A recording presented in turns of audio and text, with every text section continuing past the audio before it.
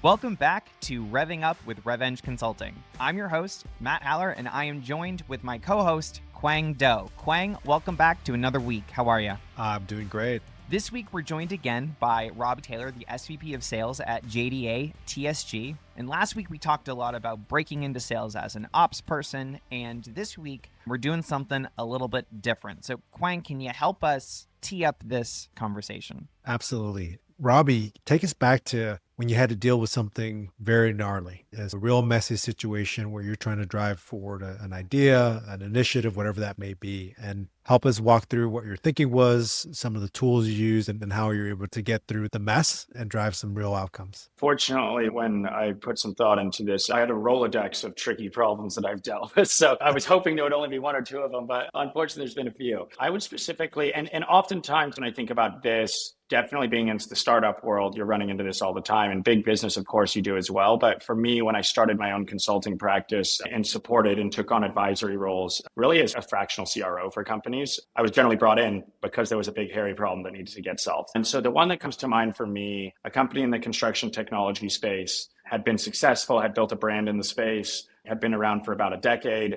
but were looking to really press the accelerator on the growth button, right? They'd been having 10, 15, 20% type growth years. They were looking for more 100% plus kind of growth and wanted to see how they can invest in that. When I came in, there wasn't a sales team. So that's also an interesting one when you're trying to double the business quickly and you're bringing in a fractional CRO to support it. They had a bunch of super sharp operational doer sellers, like a consulting model where you've got your directors that are executing some jobs, but also responsible for selling. But this was in a different industry. That poses a few more problems because as the business grew, these operational leaders had tons of operational responsibility, meaning less time to sell. So the bigger the company got, the less time sellers had to keep growing it, but they actually needed more water. They needed more selling time because the growth goal was getting bigger. So I spent a lot of time meeting with each of these folks, shadowing sales calls, shadowing the operations team, and quickly realized we need to break out ops and sales. And so at that stage, after a 10-year organization, looking at building a whole new business org, et cetera, it was quite the challenge and was quite a fun ride. We did end up doubling the business over about an 18-month period. In that time, we built about a 22-person sales team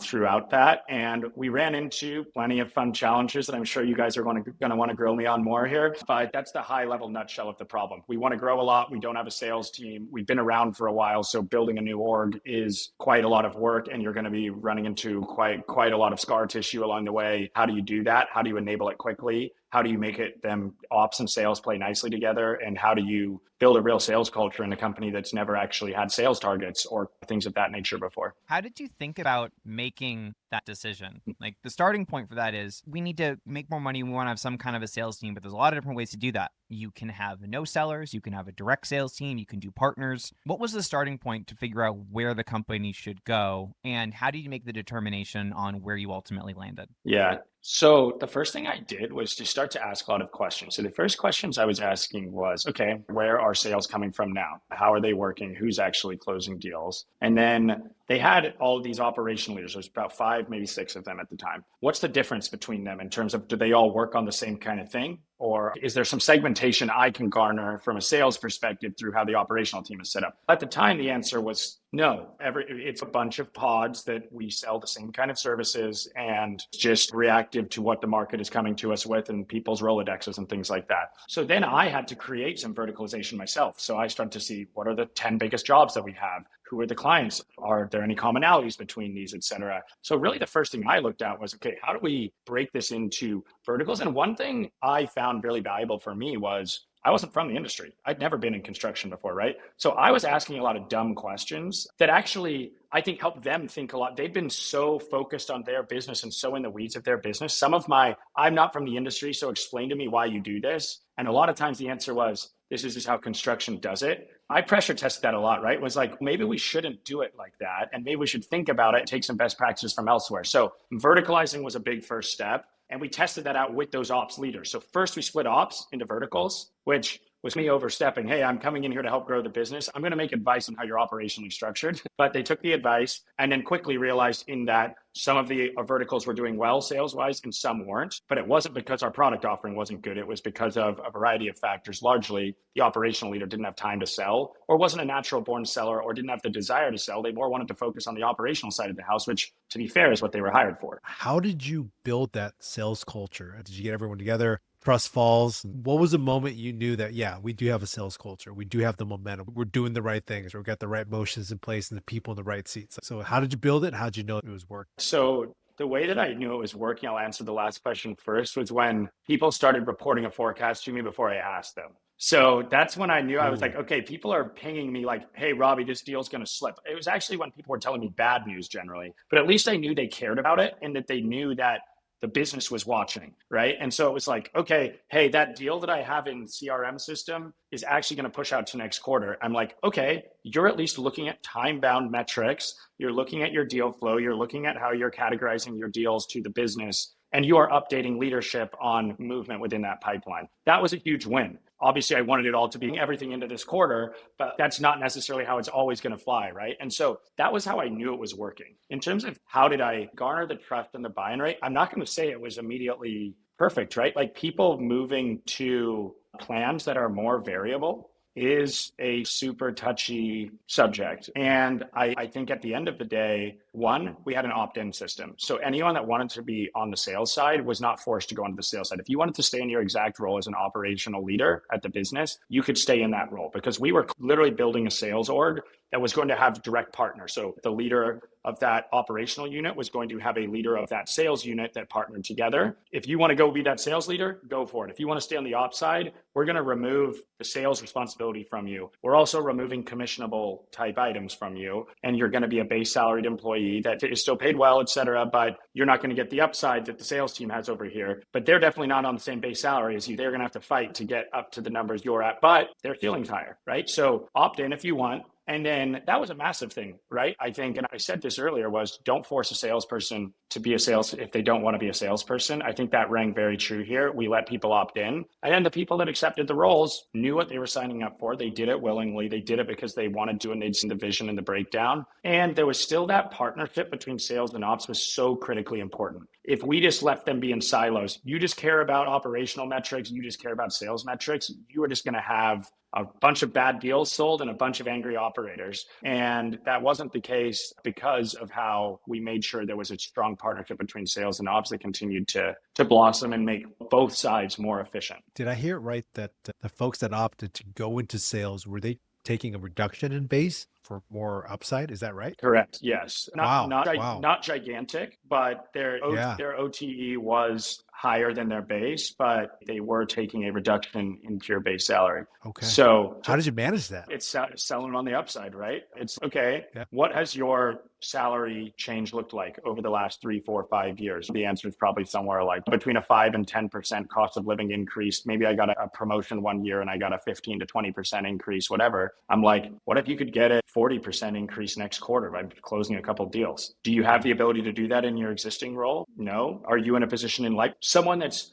got a kid on the way and has a bunch of things on the side life-wise, probably not the right decision. Someone that's in a stage of life right now that is eager, hungry, and wanting to rise the ranks and make more money, it's a perfect option. So allowing the decision-making to occur on their side, but presenting the options, and sure, me being a bit of a salesman and saying how great the sales side could be for you, all played into it. But I think that the biggest thing was just not forcing people into a role they didn't want, especially if there's going to be change to the comp structure. Did you have to deal with the inverse? Some folks thinking they wanted it, and you just said, oh man, this person just doesn't. They want to do this, but from your experience, you know that they could. And did you have to have those conversations? Yeah, for sure. There were recommendations on the people that we should offer it to and the people that were operational. But to be honest, I don't think any of the operational people that were flagged as let's not offer this to them really were interested in all about being on the sales side anyway. I think it was a very mutual thing. I didn't sit them down and say, just so you know, I'm not recommending that you're going to be on the sales team. But I think if I sat down and said, would you want to be on the sales team? Their eyes would have glazed over very quickly and they wouldn't have been interested in the conversation anyways. I do want to ask about comp because it sounds like the old operations role had an element of commission to it as well. So it was a little bit of selling, a little bit of operations, and removed that incentive incentive to do the selling side, and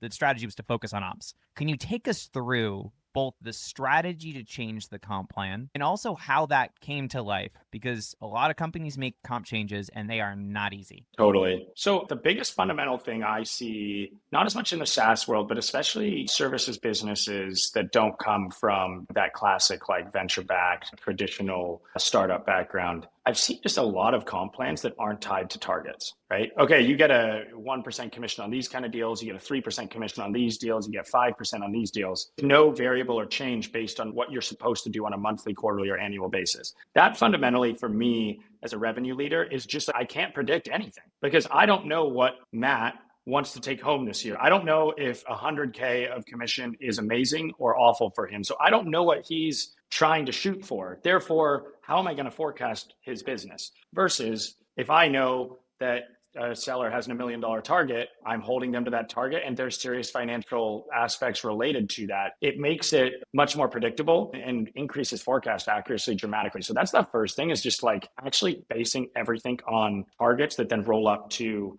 the company's target for the year. I think it is massive. The other aspect, I think, is complementary comp plans, right? When I mentioned a bit on the ops and sales, a tweak that we made after the first year was giving the sellers a portion of their variable compensation was related to bottom line profitability, just a small portion, right? I always live by the rule that comp plans have to drive behavior and they have to have, the person with the comp plan has to have control over whatever they're paid on, right? If they don't have control, it's not fair to comp them on it. So I know, understand profitability, they don't have full control, but what it does do is make them not sell crappy deals, right? And if a seller only gets top line, they get paid out full on the top line contract value immediately, you're immediately going to get some resentment from ops people that are like, they made some concessions there to get that deal signed, and now I'm getting screwed on my profitability metrics. And so the more that we actually aligned just small parts of comp between ops and sales, the more that they really just became a team. Kind of what I talked about with Max and I in the last episode is like, Max and I are aligned. He cares about different metrics than I do, but I can't be successful without him. He can't be successful without me.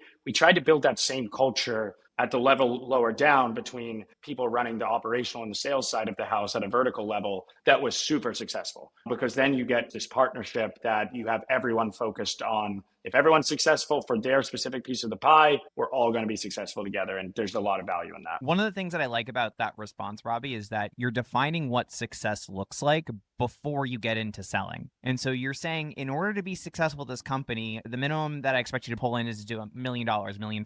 And when you have that as an anchor point, you get to work backwards from that and say, okay, if my best reps are bringing in $1.5 million, now I can make better decisions about how I budget, where I want to continue to reward my best performers. But more importantly, it's easier to talk about what the details in the plan are because you've anchored to something, right? When we're trying to just say, let's pay 5%, you have no idea what your actual costs are going to be. And it's a lot harder to get everyone on the same page and actually execute that plan. Could not agree more. I will no longer work in or advise or support a sales org that is just paying commissions flat that don't have targets. I think it's a fool's errand, and I think it just creates so many issues across an organization. It's fundamental to how, salespeople, I always say comp plans are like cracks in the wall. If you pour water down, the salespeople are just going to find where the crack is and they're just going to exploit it. So you better make sure that your crack is the right crack that you want to get exploited in your comp plan. And if there's no target, you don't know if you've got the Grand Canyon on your hands or you've just got a little drip going. You can't tell that to me as I'm renovating a house because my roof leaked. That's triggering, Robbie. But you're right. People are going to find and exploit the cracks in the plan. And when we design plans, Quang and I can say, we always like to start gaming first and say, okay, how is someone going to game this plan? Because I want you to game it. Let's just think about how we're going to game it first before we throw it out to the field. That's the thing. The best comp plan, the seller thinks they're gaming it, but it's actually what the company wanted to happen, right? And then the company wins and the employer wins, right? Or the employee wins. So I think those are the best comp plans around. So as we think about communicating comp plans, right, and communicating these bigger changes, is there any kind of tips, tricks, and advice that you would have for somebody who might be going through a similar change with their team this year? One of the biggest complaints I hear a lot from sellers is like the revolving door of comp plans changing consistently, right? And then you hear from executives and leadership, like, either A, don't change the comp plans all the time, everyone's getting upset about it, or the alternative is I don't care, we need these business results, so we need the comp plans to move to whatever we want. If comp plans are changing, it's not always a bad thing. And I think that sellers oftentimes lean into lack of predictability means it's bad for me. It can be bad, but I would look to ask the questions both at the leadership level and at the seller level of like, okay, what did my plan used to look like? What does it look like now? What is this telling me about our business? What is this telling me about where leadership is seeing opportunity? Where are they seeing risk? And what behavior are they trying to get me to do? And if you as a seller or as a sales manager, or even a director who's really handed down something that they can move around a bit, but they don't have tons of autonomy within it, if you understand the directive of the behavior it's trying to drive, it'll massively change your perspective on that comp plan, right? And I think that a lot of salespeople, leadership down, don't actually do that analysis as to like, why is my comp plan this way? Because oftentimes what it is, leadership going, we've identified an opportunity in the market. We think that's where we have to go after. This is the pitch we need to do. And this is where we're going to make a lot of money. I always say to CEOs that are like, oh, we're going to pay our salespeople too much money with this comp. And I'm like, if you're paying this seller $1 million, you just made 10. So you should be phenomenally happy if you pay this seller a lot, right? And so as long as the design is solid, then the seller just needs to understand. Now, you can also see if a company is not doing very well when a comp plan changes and you go, what's the behavior this is driving? It's like, oh, we're tightening the belt and not paying salespeople. Then maybe that's a time that you should be considering whether this is the right spot for your growth long term, right? But ask yourself the question, why is this change happening? What is the behavior it's trying to drive from me? And then how do I get opportunity for myself out of this? And I think that it's a perspective that seems super basic, but I just feel like a lot of people don't actually do. In the dynamic world that we live in, is there a sweet spot in terms of how often people should be relooking at their comp structure? Is it annually, quarterly, every 3 years? I know there's probably no golden rule. I think individuals, including people that are on my team, I'm like, you should be keeping a pulse check on the market at all times. I don't want to speak for every salesperson out there ever, but like you're somewhat monetarily driven. You're inherently taking risk on your take-home compensation for reward. So you care about making money in one way or another. I think that you're doing a disservice to your team if the comp plan doesn't enable them to take that advantage of, I care about making lots of money. I want the company to do really well. And these two things can exist at the same time. I can make a ton of money. The company can make a ton of money as well. Yeah, that's how I would answer that. I think it's like, we talked earlier about like product people, operations people. This is where an operations person that's been on 100% guaranteed salary for their whole career,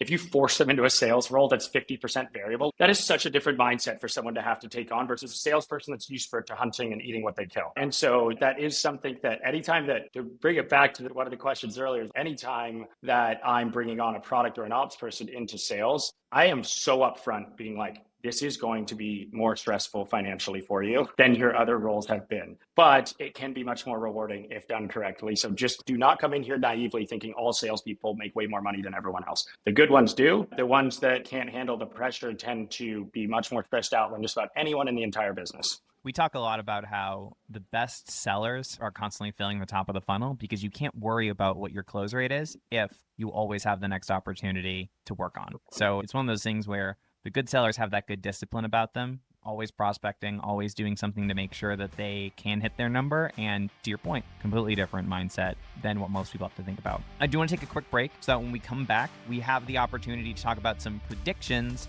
for the B2B and SaaS markets in the future. Welcome back to Revving Up. It's time for some predictions. So, Robbie, thank you so much for sharing some of these stories. I'm curious, where do you see the B2B SaaS and AI markets going in the next 12 to 18 months? What do we have to look forward to? It's a great question. And I like that you just put AI into where's the market going, because obviously that's the answer is inherently going to have AI included in it, right? So we talked a lot about like org structure and org design. How much of these, to me, I see critical roles moving from doing the nuts and bolts, like the people that have built their whole career on just being really good at Excel. I hate to break it to you, but that is not going to be a differentiated skill set in a few years from now. I can just ask an AI model to build me exactly what I need. And I don't need to know that a $ locks a cell. The AI model will know that for me. What will be extremely valuable is being able to analyze data. So it's not going to be building the analysis anymore. It's going to be who can look at analysis and make really smart decisions, because everyone's going to have amazing analysis. It's going to be, how do I read analysis? And then how do I actually make smart,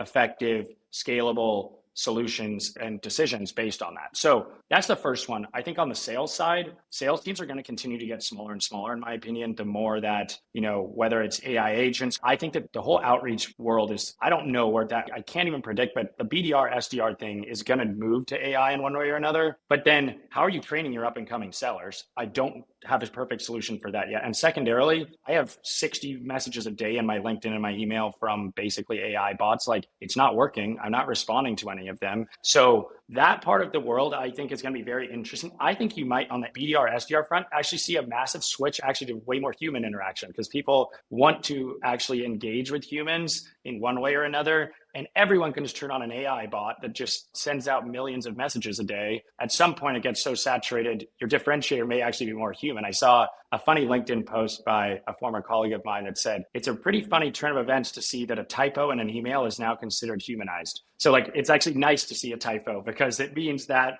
a real person was writing that. So I think that it's an amazing time to be in sales. A lot of people are scared about, what is AI going to do and take my job and do all of this. Salespeople will continue to just move into whatever technology problems are being solved by tech. There's going to be someone selling it. And so the more that you can be that human layer between AI is giving us amazing analysis, I know how to read that analysis and make smart decisions. And the more that I can still stay in front of, I know where the tech is going and I can sell that to businesses and sell that value to businesses, the more successful you're going to be as a seller. So I think you're going to see smaller sales teams, but really effective sellers selling at scale. And then I think that you may see more of a switch to human interaction at the top of funnel, which seems crazy, hot take, but I think that AI is just going to have everyone's inboxes be so full. How do you differentiate? I think that you're going to have to actually go back to old school human interaction to make it happen. The thing about AI is that in order for it to work, you need to have common fucking sense. And we all know the saying about common sense. If it was common, then we wouldn't be asking for it. But I think that's the opportunity, right? And so if we are going to be adopting some of these tools into the future, you need to question what comes out of them, because it hallucinates, because the information isn't going to be perfect all of the time. And there's going to be a huge opportunity for people to step in and do roles that AI is allowing them to do for the first time ever. But you can't just blindly step in and accept that whatever comes out of the model is the right thing. Yes. Yes, so true. And I'm seeing that a lot, right? We're starting to deploy AI in a lot of spots. I'm using it personally for a lot of things, but the spot check's important. There's plenty of things that are, and obviously AI is going to continue to evolve and improve and all of that. But at least right now, and especially if you're making business critical decisions based on what's happening, you better be able to have a human double check some of these things before you're making massive business decisions on it. Read, think, people.